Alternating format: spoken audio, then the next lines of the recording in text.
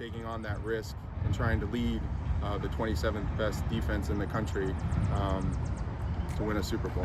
So. Trey, is there any way in your mind, Trey, that you would play this year on your current contract and just play it out? Is that even something you would even consider? Is that an option for you now? No. The Saints going out with the old and in with the new. A brand new trade just happened with the Steelers, and Trey Hendrikson is obviously not happy. It's going to be a banger episode. But first, ladies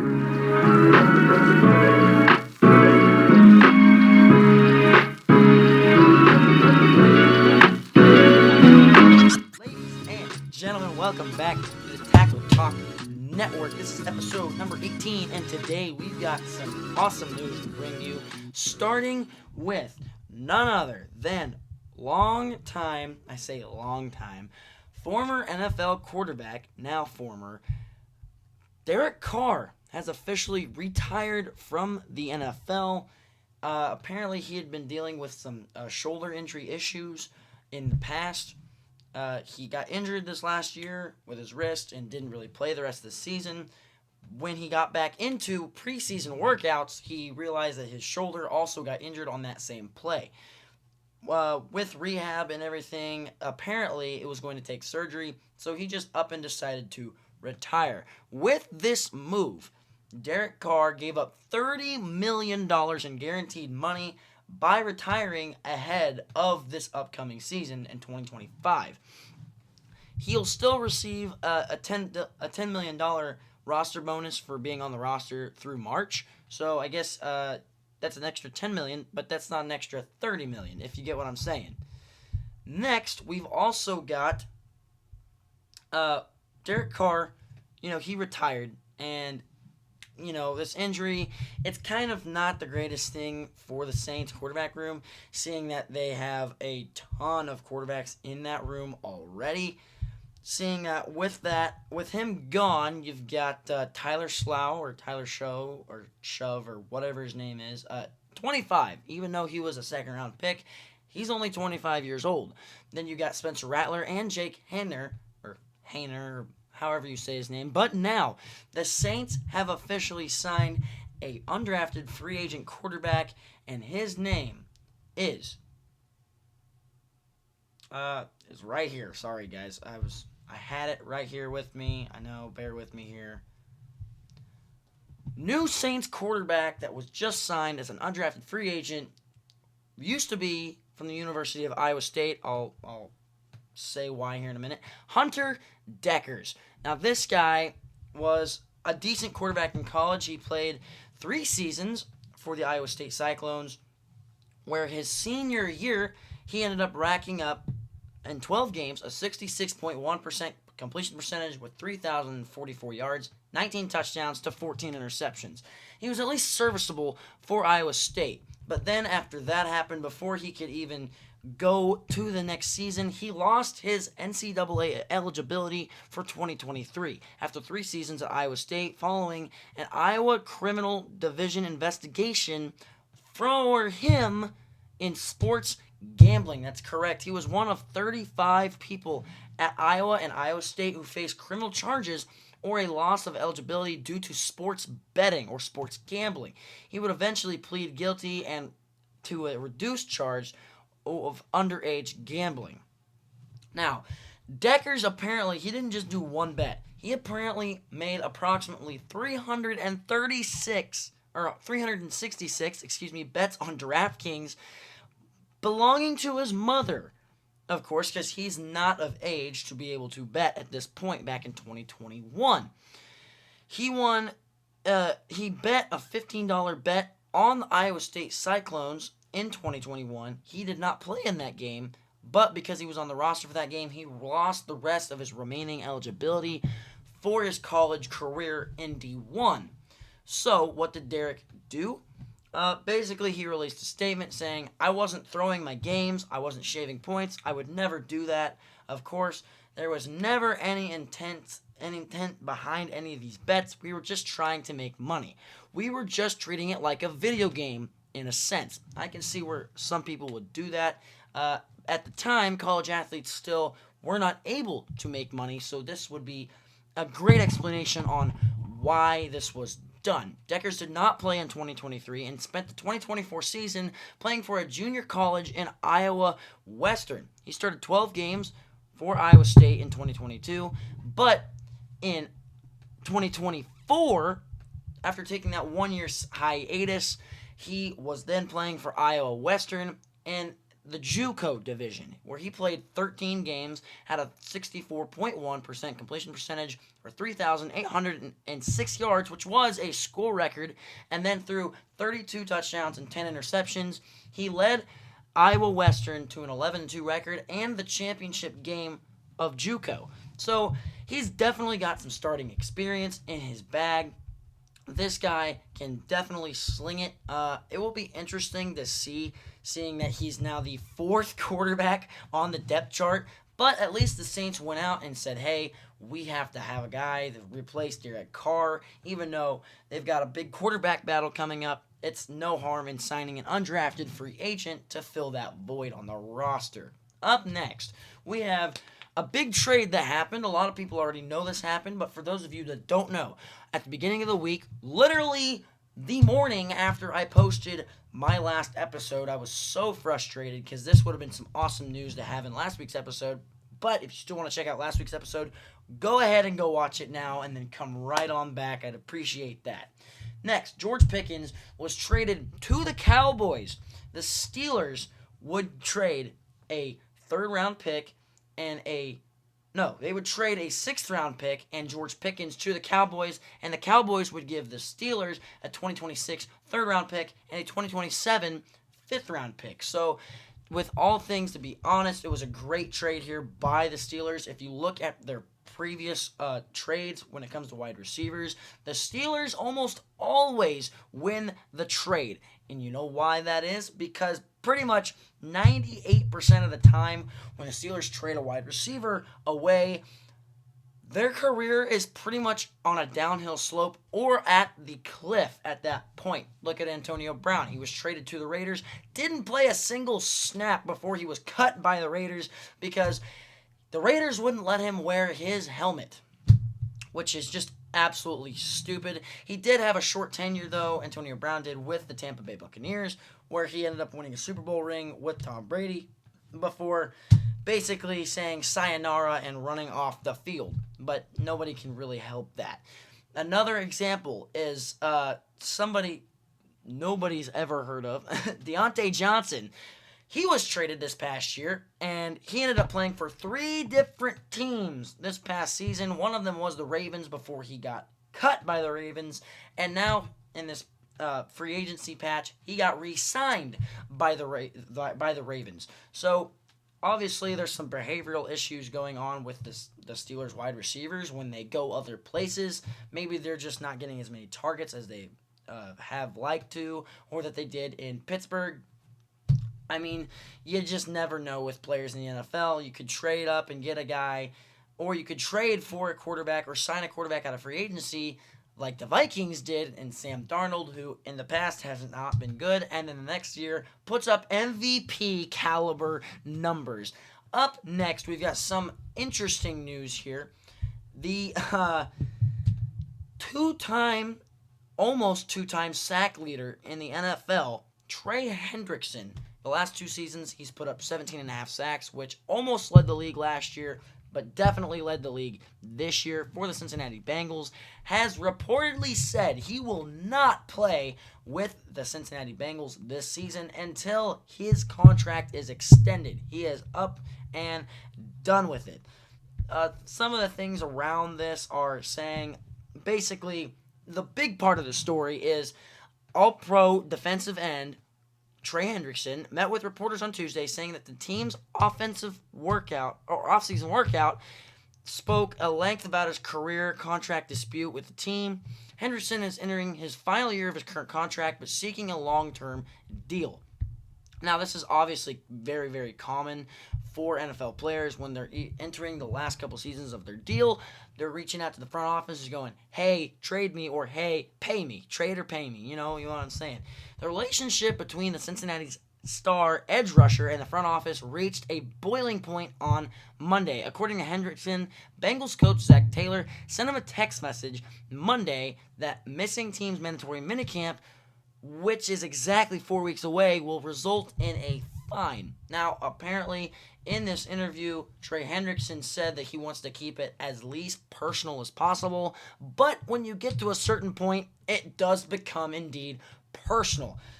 Quote, "We've tried to keep it at least amount of personal as possible, but at some point this process becomes personal." Hendrickson said, "Being sent 30 days before mandatory camp, or however many days it is, that you don't show up, I will be fined. All dudes alludes to the fact that something won't get done in that time frame." Then, as you saw in the beginning intro, a reporter said or asked him, "Will you be able to play out this season based off of this new contract?" And he said straight up, no, that is not going to happen. So obviously, the Cincinnati Bengals have had a lack of communication in their relationship and with Trey Hendrickson, and it just seems to me like it's going to be a bit of an issue, especially since the Cincinnati Bengals are trying to build a decent defense to try and win a Super Bowl. I mean, Bengals, come on, man. I know Bengals fans are probably not very happy with this statement, but you have to have a fantastic defense to win football games, okay? Offense wins games, defense wins championships, okay? Take that from the Chiefs, for instance, okay? They had a good defense. Same with the Eagles. They had a fantastic defense, and their defensive game plan stopped the Chiefs in the Super Bowl, and everybody should take that Super Bowl and learn we need a good defense. With that being said, it's said that there's no way of knowing that there could be a trade. Hendrickson said, "We were told that they were looking for it, and it was 5 first-round picks." Oh my gosh. The Bengals are trying, if they want to trade him, they're basically like, yeah, you're going to have to give a ton of draft capital. So it's not that he's not worthy of a pay bump.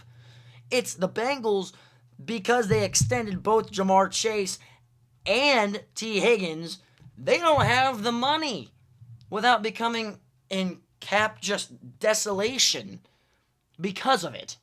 So it's very interesting to see what the Bengals will do with the situation. I expect Trey Hendrickson either to get this man paid or get out of here. Apparently a great trade target for them, or a team that's really interested in Hendrickson, would be the Indianapolis Colts. The Indianapolis Colts said they would be willing to pay Trey Hendrickson. So we'll just see. But up next, I've got something that everybody's been waiting for. Sadly, since I record on Tuesdays, the scheduled release will be tomorrow night at 8 p.m. And they will be releasing game after game after game after game. So, with that being said, there is a couple of leaks that obviously have happened over the last couple of days. First one being, the Eagles will have the season opener on Thursday Night Football, September 4th, against the Cowboys at Philly. That will be an interesting game. There will be a lot of people watching it. I preferably would have rather seen an opponent like the Lions play the Eagles in this matchup, or even the Commanders. I'd settle for the Commanders. I would think it'd be a better matchup, but the Cowboys get the nod. Then, on Friday, the very next day, it has now been confirmed that the Chargers will be hosting the Chiefs in Brazil. And, by the way, the most fans in Brazil per franchise is the Chiefs, so the Chiefs will probably pack that stadium, and the Chiefs will practically have 2 home games against the Chargers this season. So that'll be interesting, but what's more interesting about this game, you guys, is it will be streamed by YouTube. YouTube got the streaming rights for this NFL game, meaning that because they got this deal done, YouTube will be able to get this game out to everybody for free. Yes, you heard that indeed, for free. No paywall. You can easily just go to youtube.com, search up the game. It will be live streaming on YouTube. And if you don't or somehow can't get YouTube, it will also be on cable channels as well. This is a huge, huge step for the NFL game watching industry. Either everybody will say, nah, man, YouTube, you're crazy. You lost a ton of money in this deal. We're moving on and still keeping with the paywalls.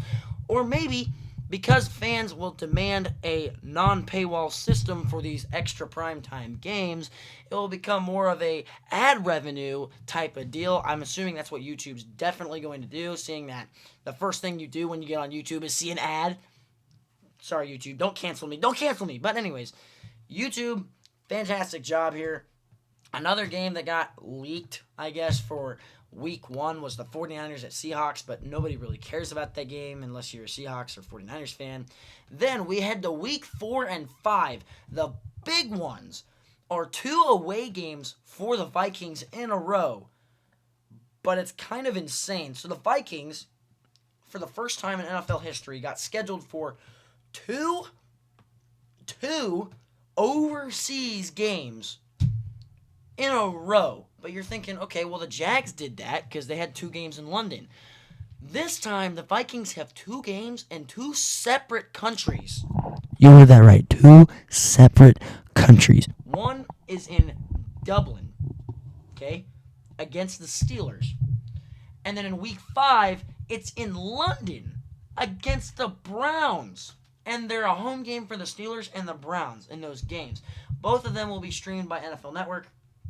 Obviously, the Vikings are going to have a heck of a plane ride. But then in Week 6, we get the Broncos versus the Jets in London. That's another international game. In Week 7, we get the Rams versus the Jags in London as well.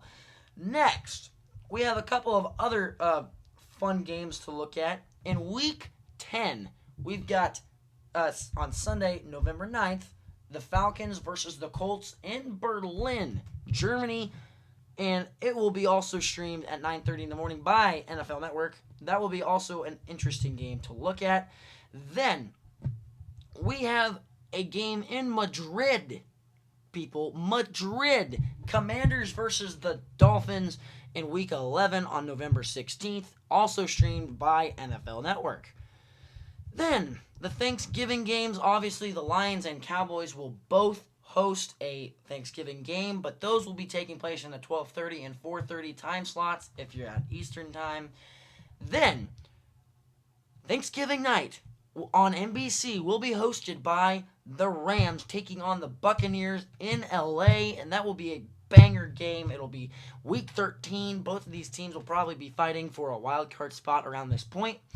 I expect them to be pretty fine games. Then, Friday, the Bears will play the Eagles on Amazon Prime at 3 p.m. Seeing that the Amazon Prime didn't get their Thursday game, they got a Friday game, which is the Black Friday game, which is the game the Chiefs played in last season. Apparently, it's becoming a trend now that the Super Bowl winning team will probably get that Black Friday game the next season, or at least that's how it's been with the Chiefs getting it last year and the Eagles getting it this year. And finally, my favorite game that they have released is none other than the Christmas game, Week 17. On December 25th, there will be a 1 p.m. game, a 4:30 p.m. game, and then at 8:20 p.m. Eastern Time or 7:20 p.m. Central Time, where I live, it will be on Amazon Prime. Broncos at KC. Honestly, this will be a late game. Like a late in the season game. It's Week 17, of course. So who knows where this is going to be. This game might as well be for the division. I'm going to call that out right now. This game's probably going to be for the division. The Broncos are going to be pretty flipping good this year. The Chiefs are also going to be good, but I feel like the Broncos are going to be so close on their tail that if the Chiefs win this game, they clinch up the 1 seed and the division. I feel like that's how this game's going to go. And then, obviously, there's no scheduled games for Week 18 yet. Those probably won't happen for a long time, other than their opponents. We won't know who plays what time on those games in Week 18.